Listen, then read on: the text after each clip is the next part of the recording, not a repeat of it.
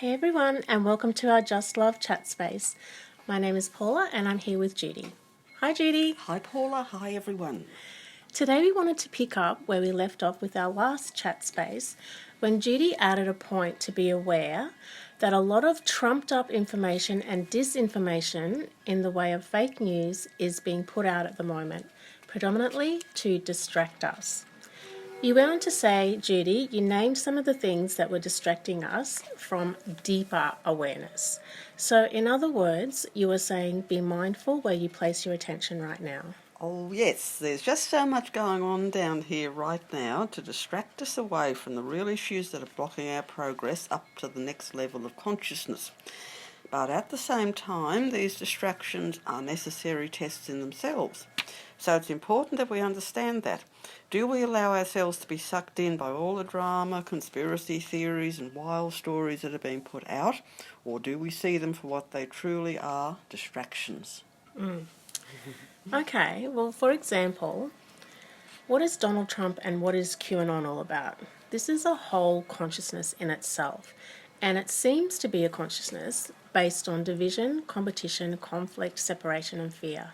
It is based very much in 3D, and it is so out there, front and center right now, for us to see it as 3D, but that's for us to alchemize it, for us to accept it, and to allow everybody to have their own truth to play out. It's not about competition, conflict, and separation. It's about non-judgment and detachment and aligning to love, compassion, and connection. Yes, now we're going in where angels fear to tread. Because, yes, all of this is so 3D anger and fear oriented and has the potential to lead us down some very murky rabbit holes. Many people who support QAnon are good people who are totally sick of the control that's been exerted over humanity and the awful things that the planetary controllers have gotten up to. However, I can feel strong controller energy behind it. If people want or need to believe the things that QAnon are putting out, that's fine. It's their choice and I respect that. But it reminds me too much of the fake news articles and the hyped up drama that used to be presented in those tabloid type newspapers that were all the rage a few years ago. This sort of stuff is still put out in gossip magazines and on the net. I had an experience with one of those magazines a few years ago. I gave them facts and they twisted everything I said into pure nonsense. Never again. At the same time, if any of the Q information proves to be correct, then I'll be happy to admit I'm wrong. Our grey teacher Maris gave some very good advice years ago about not listening to the words that people say so much, but rather feeling into the energy behind the words. It was a good lesson in learning to trust our inner voice, our intuition. It took me a while to learn to trust my inner feelings, but it's proved itself right over and over again. So I've finally given in and learned to trust my own inner feelings, and I can feel real controller energy behind Q. I know some of you out there on hearing this are getting upset, so please let me say everyone is entitled to their beliefs, and I'm not passing judgment. I totally respect everyone's opinions, and what we choose to tune into and take on board is a very personal choice. I do understand where QAnon followers are coming from, and some of it is good, but there's a lot of untruths and trickery going on as well. Just as bad as what goes on with those ones that Q opposes. I've tried to listen to several interviews by them, but the 3D energy is so strong and negative, I've had to turn it off after a while. What I'm picking up is that they're tapping into the goodness and decency of human nature and exploiting it big time. At the same time, QAnon and Trump are providing a chance for people to really tune in and make use of their inner sensing. They're both making huge claims which do win people over and appeal to the 3D values of winning, beating the other guy, being the greatest, etc. But to tap into 5D energy consciousness, you need to get past all of that. And this is where the test lies. Can you sense past their words and pick up on the energy behind them? Can you pick up on the 3D energy that they're putting out, and is that the way you want to go? Also very interesting, a few days ago, a friend in America emailed me to say that it's been revealed that a young guy by the name of Jason Galinos, who works for Citibank, is a developer and mouthpiece for QAnon, and he's been exposed. I wonder where he gets his information from. The plot thickens. Another source of information has revealed that QAnon is extreme right-wing. Yeah, that's well said. There's a lot of really good points in there, Judy. And it's definitely our advice to stand back from all of this and stay focused on love. At the same time, it is important to allow people their own journey. For example, when it comes to consciousnesses playing out, such as sex trafficking, you can either avoid it completely. If you feel that you best hold your light avoiding the subject and not focusing on it, so be it. That's your truth. And being true to yourself is the best thing that you can possibly do for yourself and for the consciousness and for everyone involved. Then there are people who feel that it's for their highest good and for the highest good of the planet if they lend their energy to it, shining their light on it, however that plays out. That's their journey to be honoured and respected. Oh yes, definitely. When such awful things such as sex trafficking are brought to the light of day, of course something must be done. We can't just sit back and allow it to happen. This has gone on for way too long. Intervention should have happened years ago. I had a 4 times great-grandfather in England who was involved in the abolition of slavery. This was way back in time, in the 1800s, I think, but I'm so proud of him that he stood up and spoke out about this. The white supremacist concept which is behind slavery is so very evil. Some people are real doers when it comes to standing up against such things, and others aren't. But it's important to understand that both are lending their energy to such a cause. It's just not in some people's nature to physically go out there protesting or whatever, but that doesn't mean that they don't care or that they're not doing anything. Just caring and sending light makes way more difference than most of us are aware. The power of prayer is very real, just as we send Reiki to people in situations to bring about healing and balance. After all, everything is energy, and our thoughts and intentions are very powerful. Yeah, for sure. So just going back to organisations like QAnon, you've described these as red herrings. So what is a red herring? My understanding is that it's a term used in murder mystery and detective stories to describe a clue or piece of information which is intended to be misleading or distracting. This is why, at the end of the day, it's best to stay in a state of non-judgment and non-attachment. We need to allow people their own journey and not have expectations. Is this what you meant when you said they were red herrings, Judy? Yes, Paula. Such organisations make all these huge claims, often unsubstantiated, such as millions of children being saved from underground prisons, that the Pope's really dead and has been replaced by a hologram, that certainly highly respected females are really males in disguise. Oh, goodness. Such huge, dramatic claims suck people in and completely distract them from a much more serious issue, which is the rise of extreme white supremacism. This has been festering away underground since the supposed defeat of Hitler and the end of World War II. I've included a YouTube link here by the Honourable Paul Hellyer, the ex-Defence Minister of Canada. In this talk, he discloses 3 issues: the reality of the ET presence on Earth, the corruption in the world banking system, and then at the 22-minute mark, he talks about a massive issue facing Earth-plane humanity, that of the so-called New World Order and the fascist agenda behind it, planning to hijack the planet again, only more openly this time. I know that what he says is correct because of things that are happening off-planet and also in the Antarctic. This is covered in the book entitled Secret Journey to Planet Serpo. Apart from some disinformation, misunderstanding in this book is basically very good. It backs up the understanding I have from my ET perspective. This takeover almost happened after World War II and is being planned again using technology back engineered from crashed off-planet ships. Such an overt takeover could easily be disguised as a so-called attack by aliens, which has been predicted. So many so-called UFOs seen down here are actually from right here on Earth. With this in mind, just be super careful of any white supremacist activity or support. It truly is a spreading cancer here on Earth, and this is what concerns me about QAnon. Yeah, like it's so good that you have the two perspectives, and I certainly encourage people to go and have a look at that YouTube link by Paul Hellier because it's very, very interesting. So, Judy, do you feel that the QAnon is actually a subtle way of diverting people away from this even bigger issue?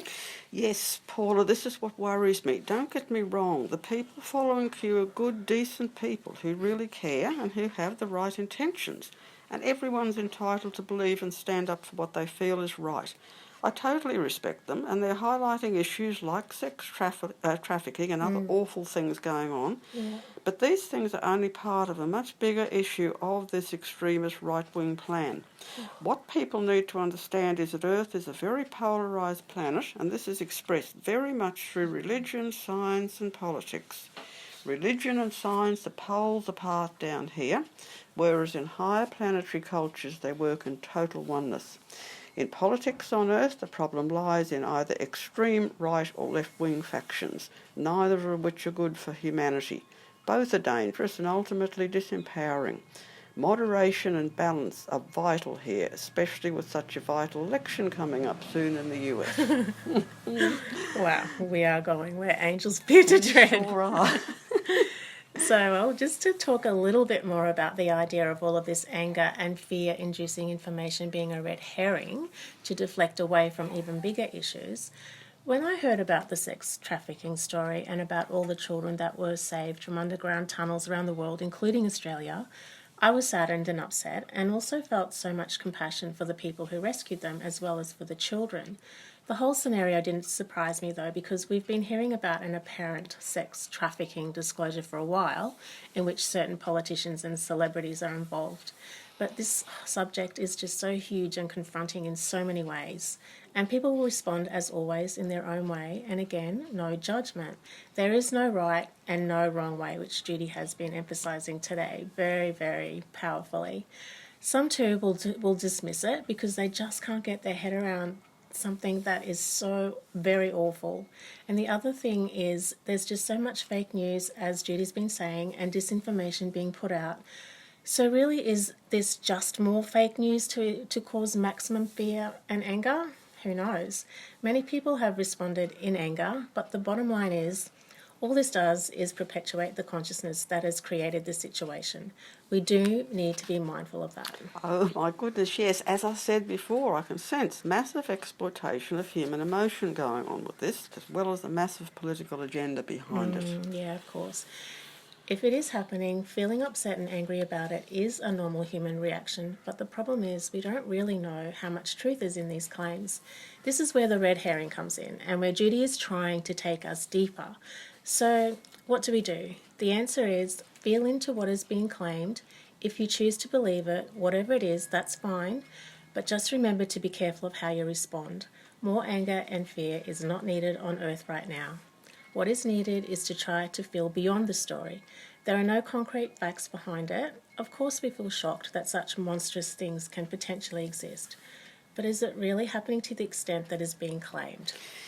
The thing is, this whole scenario reminds me so strongly of all the massive and over-the-top dramatic claims being made about evil aliens coming here and abducting people, drinking human blood and killing and eating people.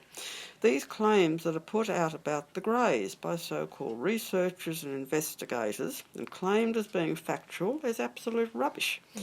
There's a massive amount of trickery going on with this. I work up on our ships as an ET, a Grey in fact, and there's no way I would ever be a party to such horrible behaviour.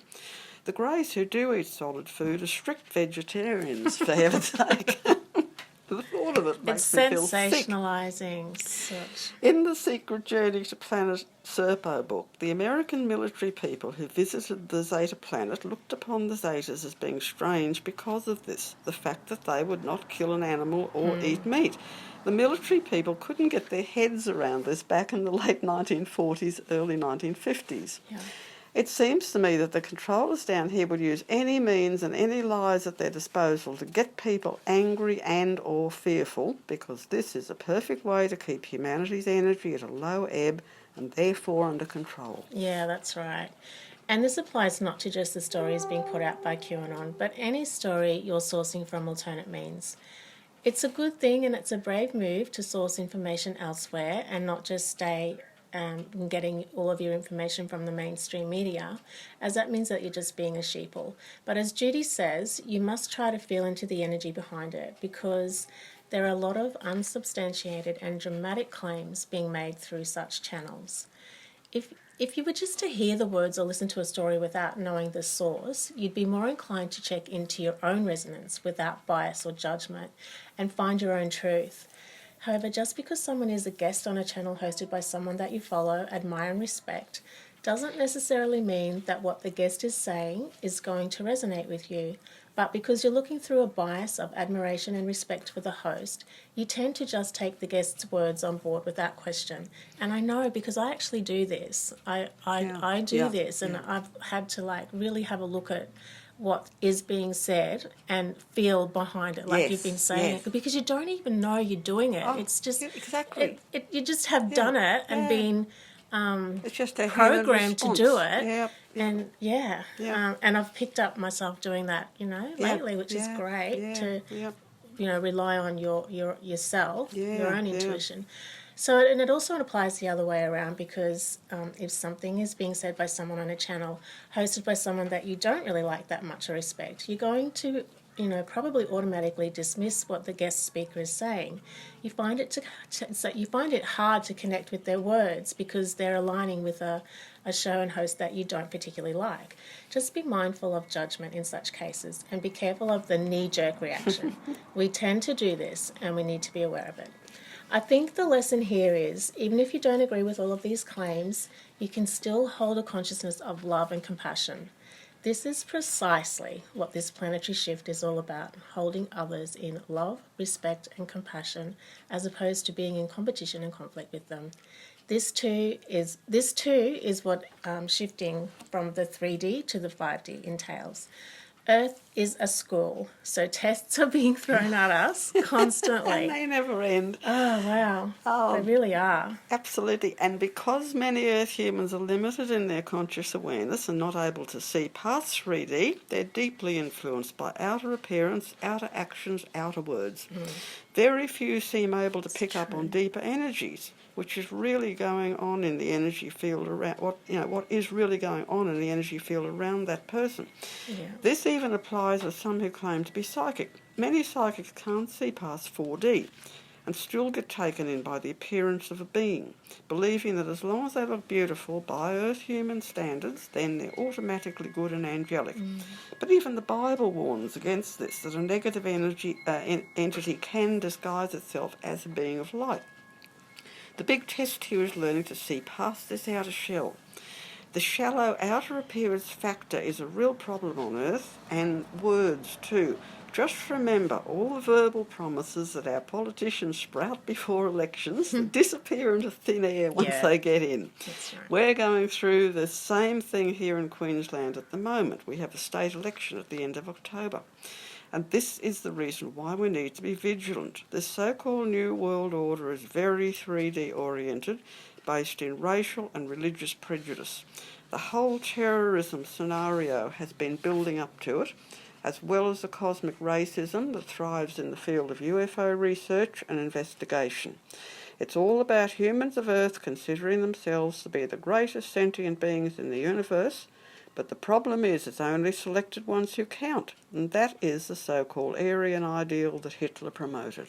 Yeah, Earth school, hey? So in other words, don't be judgmental of those who are different.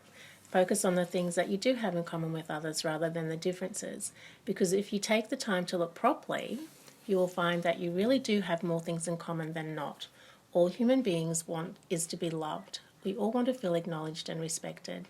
The empowerment truly comes into the picture when you can embrace another, even if they look different, speak a different language, or hold a different opinion than what you do.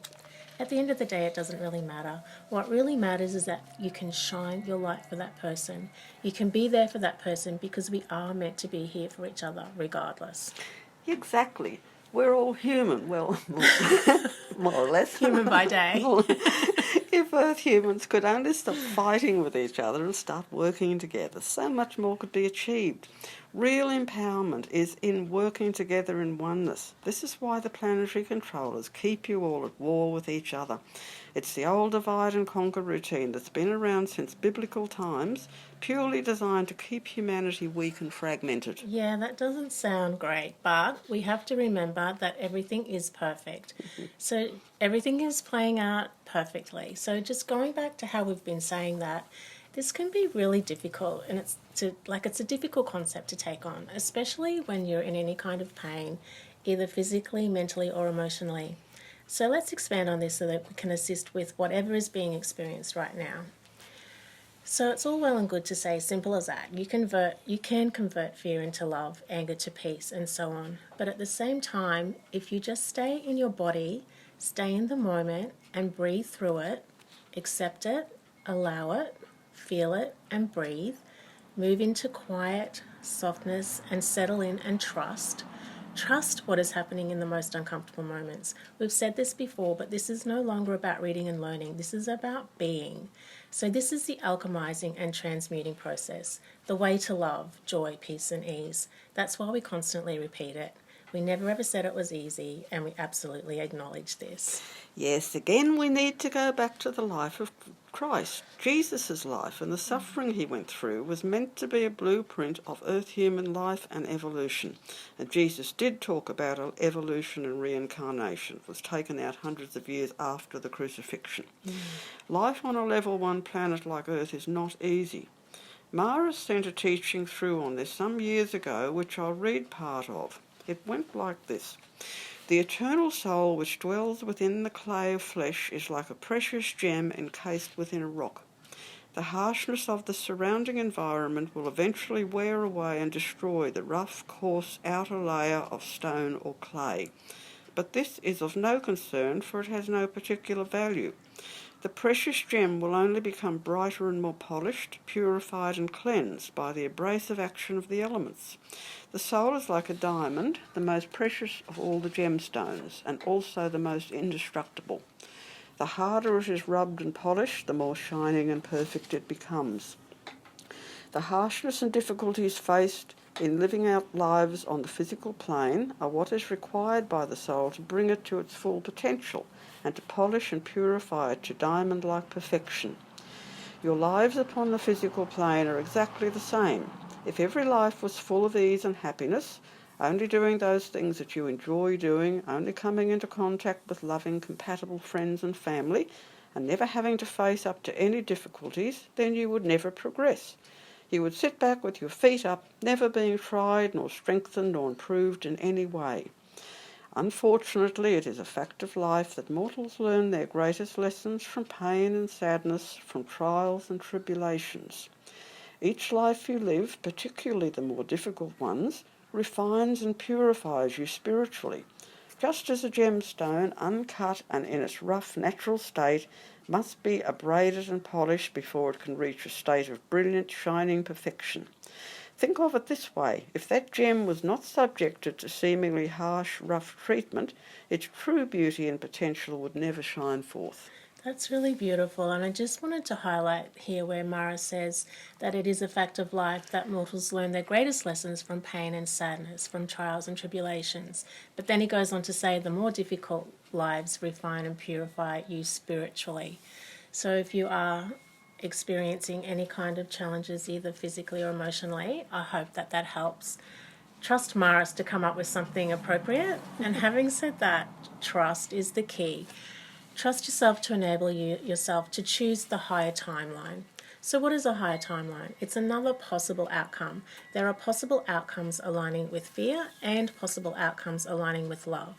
So Judy has been quoting something for years, and in fact she has it up on her website. Knowledge is power, but understanding is empowerment. So understand that when you trust, when you know that whatever you are experiencing actually is for the expansion of your soul and for the expansion of the collective and for the planet, and when you understand that whatever you're in right now shall pass and you get to choose what it passes into, that's empowering. Yes, understanding and trust is the key, because this is self-empowerment. Also understanding that each lifetime is but a droplet in the ocean of eternity. No negative situation goes on forever. Things change. It's all in the timing. And training your mind into the way of positive creation rather than negative creation is so important. Yeah. So your now moment will always pass to the next now moment. And for that now moment to reflect all the things that you want, you have to hold on to them through your discomfort, even though you feel like it feels a million miles away, and it can. Even though your current now moment may be filled with excruciating, indescribable pain, either physically or emotionally, even if you feel like your heart is breaking, even if you feel like you're in a chasm of deep, dark hopelessness filled with nothing but despair and pain, and you feel sick to your stomach with the thought of another now moment, please, please know that it is 100% possible to choose love, to still choose a timeline that tells you that all is well. You are safe, you are on purpose, and this too shall pass.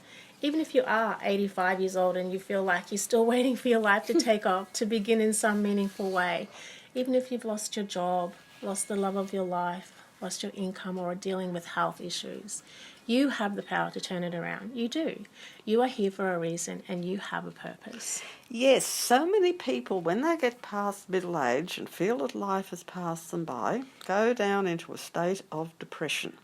This is where an understanding and acceptance of reincarnation is so helpful. Removing that from church doctrine was just another controller way of disempowering humans and instilling a sense of despair, frustration and disillusionment.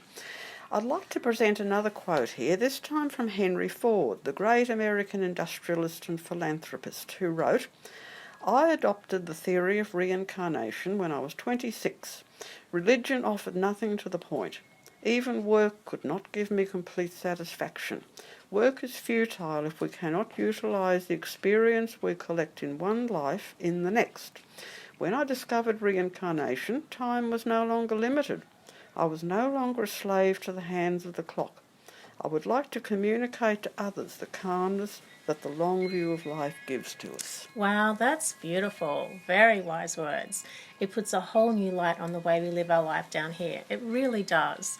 So even if you're somewhere up there in your 80s or 90s and you suddenly get an urge to take up a new hobby, such as art or whatever, don't dismiss it just because you feel like you're too old. Make the effort and do it. Who knows? Who knows what it will lead to in this life or in the next life? Exactly. What a very positive note to close on. So big hugs, loves and blessings to to all of you from both of us. Bye.